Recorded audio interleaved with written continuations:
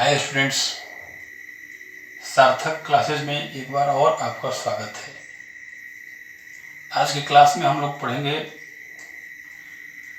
मौर्य साम्राज्य, मौर्य राजवंश।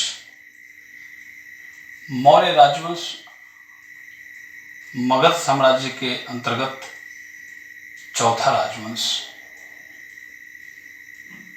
और आइए हम लोग एक बार इसको फिर से देखते हैं कि मौर्य राजवंश 323 ईसा पूर्व में 323 बीसी में यह आरंभ होकर 184 ईस्वी पूर्व तक 184 बीसी तक यह रहा। ये मौर्य राजवंश का शासन रहा कुल 139 वर्षों तक।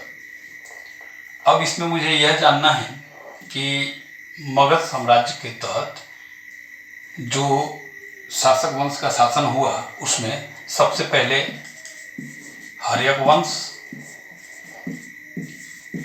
फिर शिशुनाग वंश, फिर नंद वंश और उसके बाद मौर्य वंश। तो यह आप पूर्व में हर्यक वंश के बारे में, शिशुनाग वंश के बारे में, नंद वंश के बारे में अच्छी तरह से पढ़ चुके हैं। और आज की क्लास में हम लोग पढ़ेंगे मौर्य वंश। तो मौर्य वंश के अंतर्गत मुख्य रूप से 3 शासकों ने शासन किया है। इसको बारी बारी से हम लोग इस प्रकार से देखते हैं।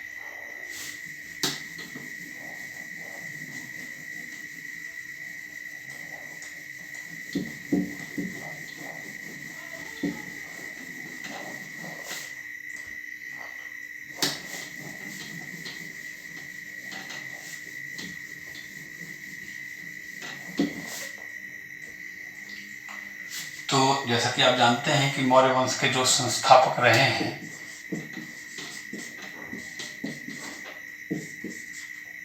वो चंद्रगुप्त मौर्य,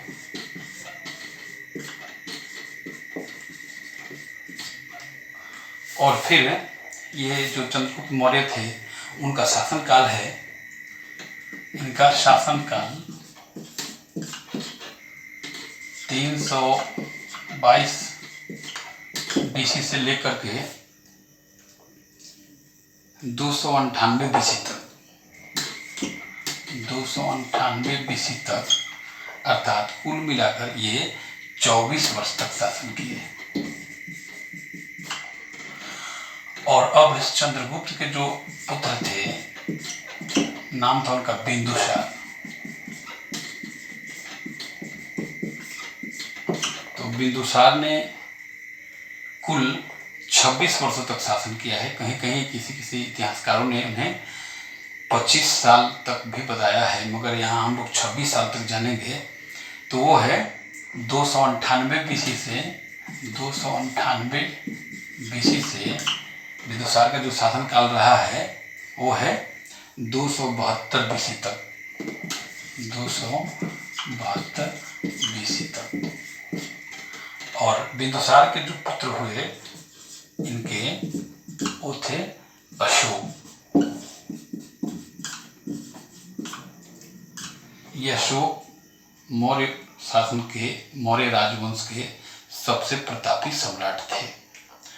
तो सम्राट अशोक का जो शासनकाल रहा है वो 41 वर्ष तक चला।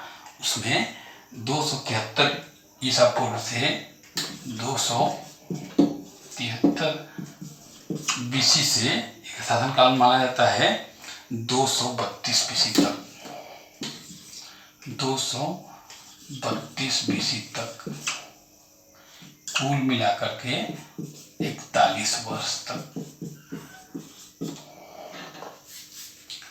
और अशोक के उत्तराधिकारी, अशोक के कई उत्तराधिकारी हुए हैं। अशोक के शासन के बाद में जैसे कि नाम आता है कुणाल का, राजा दशरथ का, महेंद्र का, लेकिन उनका जो मुख्य रूप से उत्तराधिकारी हुआ सम्राट अशोक का, वह था बृहद्रथ। बृहद्रथ ये मौर्य वंश का अंतिम शासक हुआ। बृहद्रथ सम्राट अशोक, बिंदुसार और चंद्रगुप्त मौर्य की तरह शक्तिशाली और प्रतापी सम्राट सिद्ध नहीं हो सका, और इस बृहद्रथ की हत्या करके जो विनाशक के रूप में नाम लिया जाता है, विनाशक, मौर्य वंश का विनाशक, पुष्यमित्र शुंग। पुष्यमित्र शुंग यह एक ब्राह्मण थे और इन्होंने बृहद्रथ की हत्या करके और फिर शुंग वंश की स्थापना कर ली। तो अब यहाँ तक आपने जाना। फिर हम लोग देखते हैं कि मौर्य राजवंश की जानकारी हमें किन स्रोतों से होती है। तो आइए देखते हैं कि मौर्य साम्राज्य के बारे में कौन सा स्रोत है जो हमें जानकारी देता है।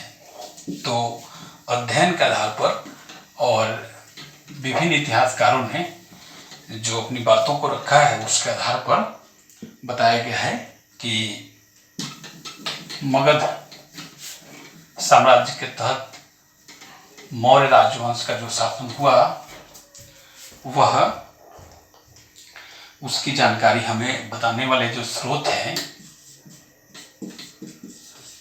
वो स्रोत दो है। एक है साहित्यिक स्रोत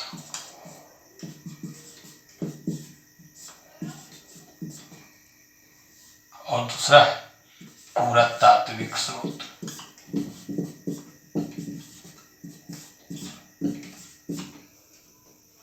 तो आइए देखते हैं साहित्यिक स्रोत और पुरातात्विक स्रोत में दोनों में कौन कौन है। तो सबसे पहले हम लोग देखेंगे साहित्यिक स्रोत। तो मुद्रा राक्षस, विशाख दत्त ने मुद्रा राक्षस नामक ग्रंथ की रचना की। फिर कौटिल्य ने अर्थशास्त्र लिखा। अर्थशास्त्र। फिर मेगास्थनीज ने लिखा इंडिका। फिर जैन बौद्ध ग्रंथ,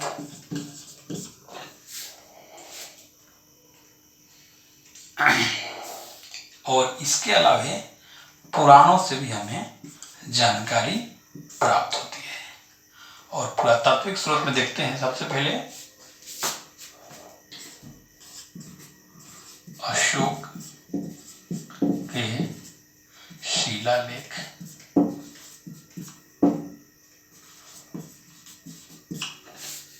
पुरातात्विक में सबसे पहले अशोक के शिलालेख और उसके बाद फिर इन शिला पटों पर आलेख लिखा गया। अभिलेख, अशोक के अभिलेख भी उसे कह सकते हैं। फिर है स्तूप, गुफा, महल, मृतभांड,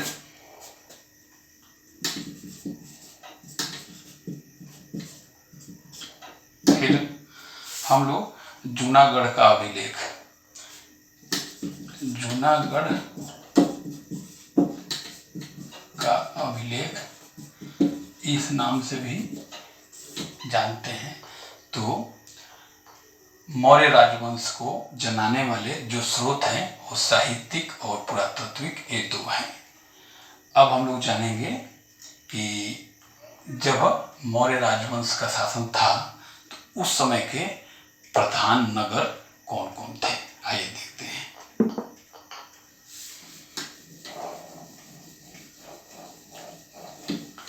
जैसा कि आप जानते हैं, मौर्य साम्राज्य की राजधानी पाटलिपुत्र रही है। पाटलिपुत्र ये प्रधान नगर था और पाटलिपुत्र के अलावे भी कई अन्य नगर थे। आइए देखते हैं प्रमुख नगर। अगर नगर की बात करें तो सबसे पहले पाटलिपुत्र, उसके अलावे कौशाम्बी है, उज्जैन है, कौशाम्बी, उज्जैन, तक्षशिला। अब ये पाटलिपुत्र प्रधान नगर था और पाटलिपुत्र मगध साम्राज्य की और मौर्य राजवंश की राजधानी थी। आइए जरा हम लोग देखते हैं कि मौर्य वंश की जो स्थापना हुई, मौर्य राजवंश की स्थापना का श्रेय जाता है चंद्रगुप्त मौर्य को। और चंद्रगुप्त मौर्य के बारे में कई किंवदंतियां प्रसिद्ध है। मौर्य वंश के संस्थापक के बारे में माना जाता है कि वो काफी साधारण कुल से, शूद्रों के कुल से उनका ताल्लुक है, मगर अनेक साहित्यकारों ने, अनेक इतिहासकारों ने अपने अलग अलग तरीके से इसको डिफाइन किया है, बताया है। उसमें बताया गया है कि नंदों के रानीवास में मूरा नाम की एक दलित महिला रहा करती थी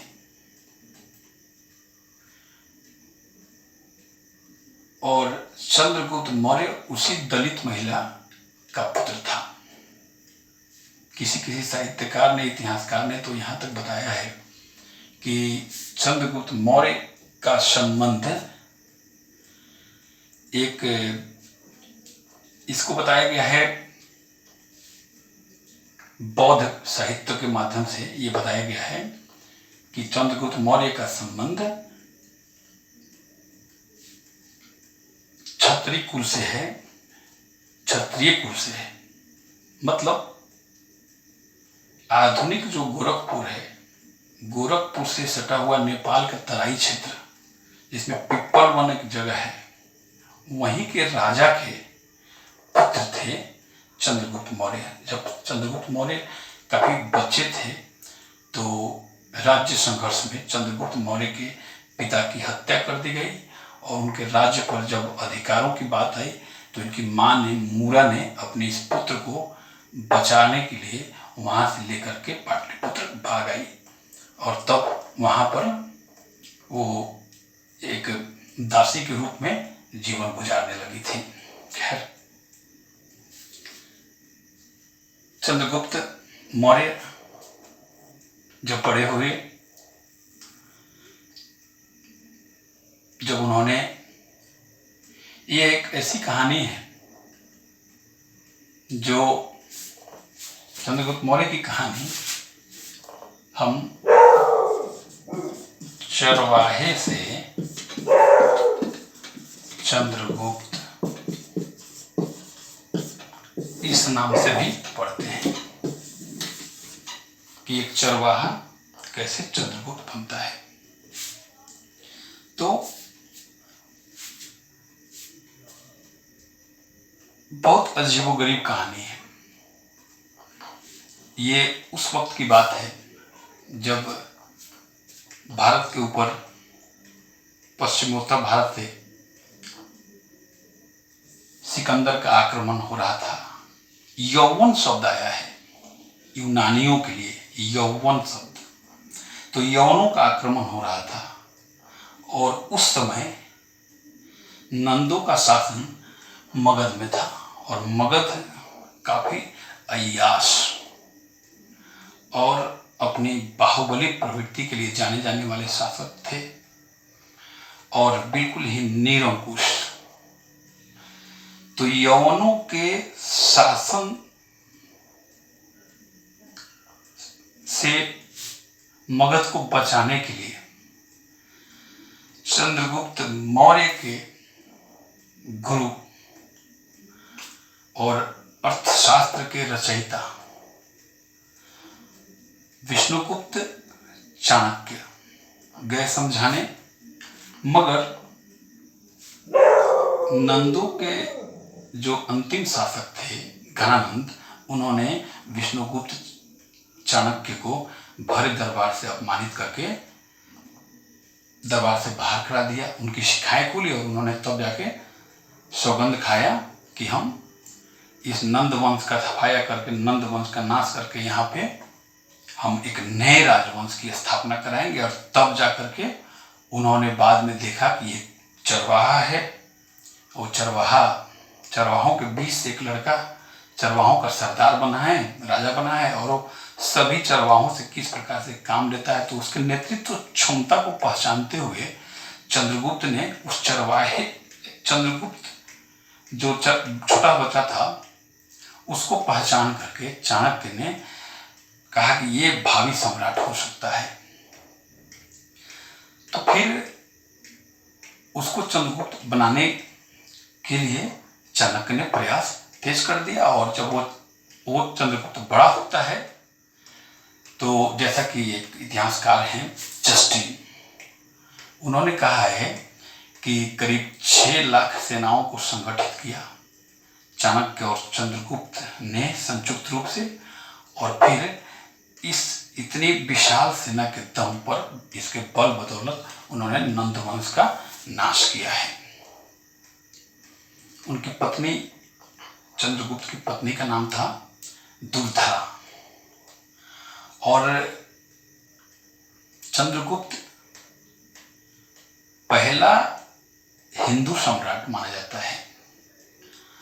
और चंद्रगुप्त मौर्य एक ऐसा शासक था, चंद्रगुप्त मौर्य ऐसा शासक जिसने पूरे भारतवर्ष को एक राजनीतिक सूत्र में पिरो दिया, एक राजनीतिक सूत्र में बांध दिया। उत्तर भारत से लेकर के दक्षिण भारत और पश्चिमोत्तर भारत से लेकर के उत्तर पूर्वी भारत को एक राजनीतिक सूत्र में बांध दिया। और इसको इस रूप में हम जाने कि एक विशाल सेना के बलबूते चंद्रगुप्त मौर्य ने पूरे भारत को रौंद कर एक मजबूत भारत में बदल दिया। और सिकंदर के लिए वायसराय, सिकंदर का एक जो वायसराय था सेल्यूकस निकेटर, उस सेल्यूकस निकेटर के साथ चंद्रगुप्त मौर्य के सेना का एक भयानक युद्ध होता है 305 बीसी में। और इस युद्ध में दोनों के बीच संधि होती है। और संधि कराने के लिए एक दार्शनिक थे मेगास्थनीज, जिन्होंने इंडिका की रचना की थी।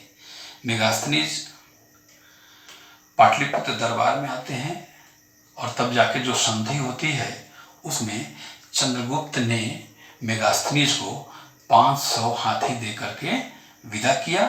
और इसके बदले में मेगास्थनीज ने सेल्यूकस निकेटर, जो सिकंदर के विजित प्रदेशों पर,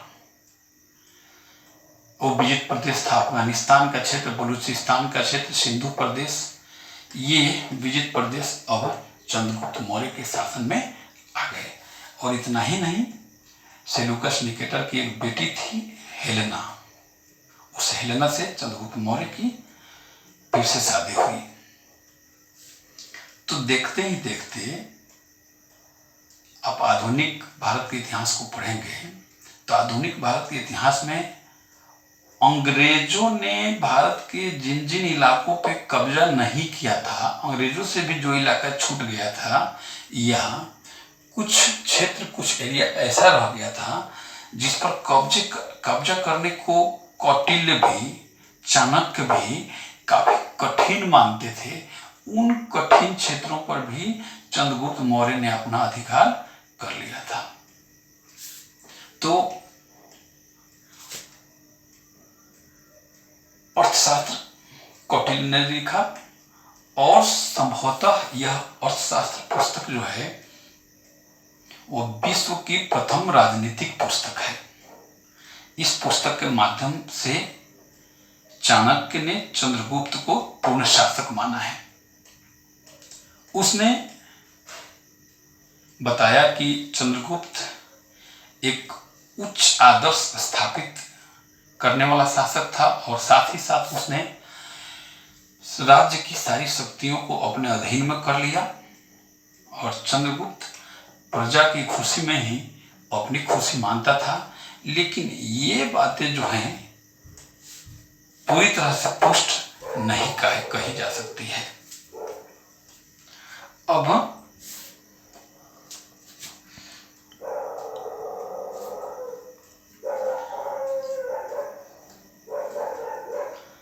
आइए जैसा हम लोग पाटलिपुत्र के बारे में जान लेते हैं।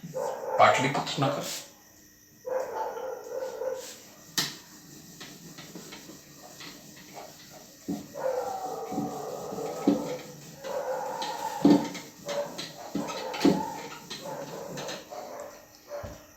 पाटलिपुत्र एक ऐसा नगर था जो दुर्ग की भांति बनाया गया था। इसका निर्माण दुर्ग की भांति हुआ था। मतलब पाटलिपुत्र एक ऐसा नगर, ये कुछ इस तरह का, जिसकी लंबाई ज्यादा और जिसकी चौड़ाई कम थी। लंबाई ज्यादा थी और चौड़ाई कम थी।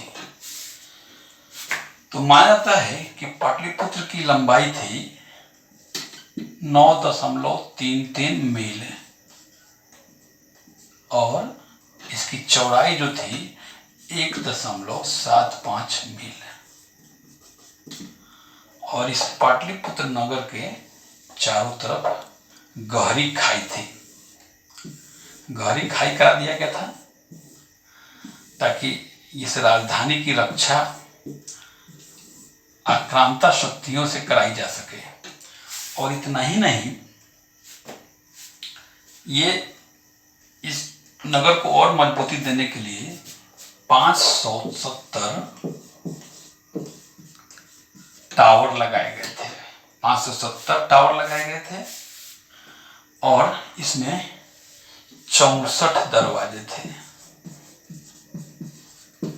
64 दरवाजे थे। मतलब पाटलिपुत्र को द्वारों वाला नगर माना जाता था। द्वारों वाला नगर, द्वारों वाला नगर माना जाता था। अब आइए मौर्य प्रशासन में हम लोग जैसा देखते हैं मौर्य प्रशासन किस प्रकार का था।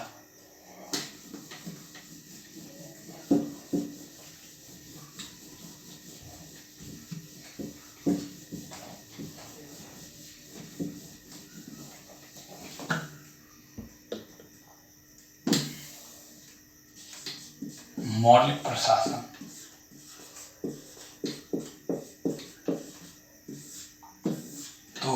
मौर्य प्रशासन, कौटिल्य ने मौर्य प्रशासन के संबंध में जो बातें लिखी हैं वो बताया है कि केंद्रीय शासन ने राज्य के 2 दर्जन विभाग बना दिए थे, लेकिन विशाल सेना का रख रखाव वो प्रमुख विशेषता थी मौर्य राजवंश की। दूसरे विद्वान प्लिनी ने बताया है कि चंद्रगुप्त के पास 6 लाख पैदल सेना थी, 30,000 घुड़सवार सैनिक थे, 9,000 हाथी थे। इसके अलावा कुछ अन्य स्रोतों से हमें जानकारी मिली है कि मौर्यों के पास 8,000 रथ थे और 9 सेना के होने के भी बाद कहीं कहीं लिखे हुए मिले हैं। मगर सबसे बड़ी बात यह है कि इतने विशाल सेना का रख रखाव आज भी एक यक्ष प्रश्न है कि इतना विशाल सेना का रख रखाव आखिरकार कैसे किया गया होगा, है कि नहीं। तो किसी यूनानी विद्वान ने चंद्रगुप्त को सेंट्रोकोटस नाम से भी संबोधित किया है। चंद्रगुप्त का नाम कहीं कहीं चंद्रगुप्त जो है ये नाम को सेंट्रोकोटस यह नाम दिया है। अब हम लोग क्या देखेंगे कि प्रशासन की स्थिति क्या थी। तो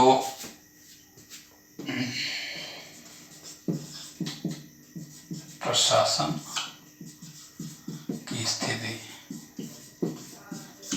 इसको 6 भागों में बांट दिया गया था।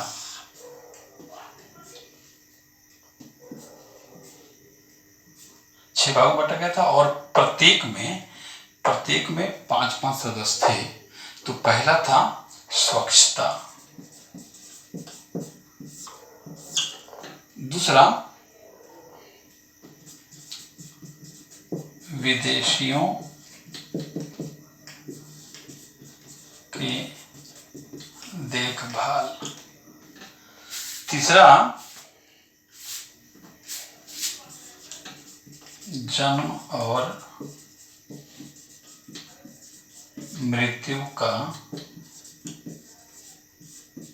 पंजीकरण, फिर चौथा है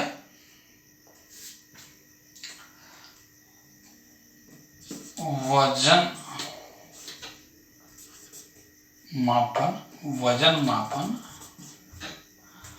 और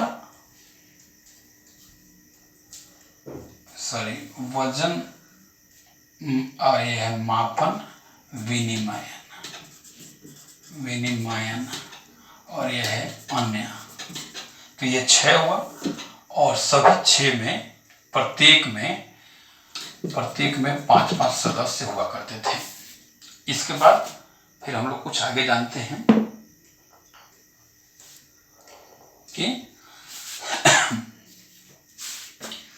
आर्थिक गतिविधियां कैसे चलती थी मौर्यों के शासनकाल में। तो आर्थिक गतिविधियों के बारे में कौटिल्य ने अपनी रचना अर्थशास्त्र में इस प्रकार बताया है कि आर्थिक गतिविधियों पर पूरी तरह से राज्य का नियंत्रण होता था। किसानों और मजदूरों की सहायता से भूमि को कृषि योग्य बना दिया गया था और इस प्रकार से किसानों से राजा को अच्छा कर मिलने लगा था। किसानों से उपज का 1/6 या 1/4 भाग कर के रूप में मिलने लगा था। आपातकाल में किसानों को अधिक से अधिक फसल उगाने के लिए विवश किया जाता था, मजबूर किया जाता था। इसके अलावे खनन, शराब बिक्री और हथियार निर्माण ये कुछ ऐसे क्षेत्र थे जिस पर सरकार का एकाधिकार था। देखते ही देखते अब शाही खजाना जो नंदों के शासनकाल में बिल्कुल खाली हो गया था अय्याशियों पर, अब वही शाही खजाना बिल्कुल भर गया, धन का अकूत भंडार हो गया और मगध साम्राज्य काफी समृद्ध और उन्नत भी हो गया। इस प्रकार चंद्रगुप्त सुसंगठित राज्य निर्माण करने में सफल रहा और जब चंद्रगुप्त की उम्र कुछ और बढ़ी तो उनका धीरे धीरे जैन धर्म की ओर आकर्षण होने लगा और चंद्रगुप्त मौर्य ने जैन मुनि जो दिगंबर जैन मुनि थे भद्रबाहु के शरण में चले गए और इन्होंने जैन धर्म का प्रचार प्रसार करना शुरू किया। इन्होंने जैन को राजधर्म बनाया और उनके साथ ये वर्तमान जो आज का कर्नाटक है उसमें एक जगह है श्रवणबेलगोला, श्रवण बेलगोला चले गए और चंद्रगुप्त मौर्य भारत के इतिहास के अंतिम ऐसे शासक हुए जो मुकुटधारी सन्यासी बने। इन्होंने अन्न त्याग करके, उपवास करके अपने शरीर का त्याग कर दिया। 297 ईसा पूर्व में, जब इनकी उम्र 47-48 वर्ष की थी। तो बच्चों, उम्मीद है कि इस चैप्टर को आपने अभी तक अच्छे से समझ लिया होगा। चूंकि ये चैप्टर लंबा है, इसलिए हम लोग इसको 3-4 वीडियो में देखेंगे, पढ़ेंगे।